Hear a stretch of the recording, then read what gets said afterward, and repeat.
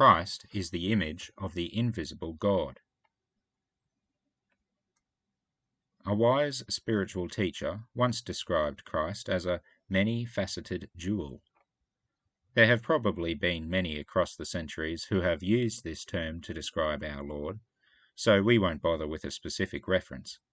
The idea is that Christ, as the image of the invisible God, has many points of contact for us to make when we want to approach God in our prayer closet and in our mental apprehension of God. Hebrews describes the famous threefold office of Christ as prophet, priest, and king. An excellent starting point, but in no way exhaustive when we think of all the things our Lord is.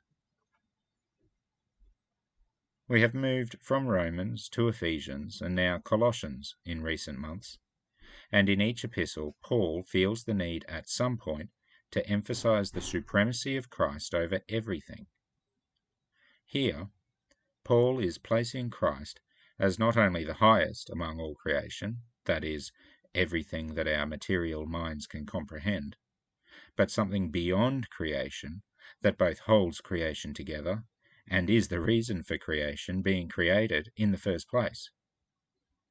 So when Paul comes out with his well-used image of Christ as the head and his church as the body, he is cutting a few more facets into the diamond that is Christ, giving us some more points of contact to make with Jesus as we sit and think about all that he is.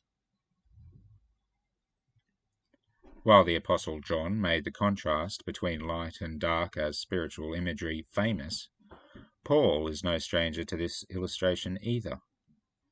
Our inheritance, along with all the saints, is in the light.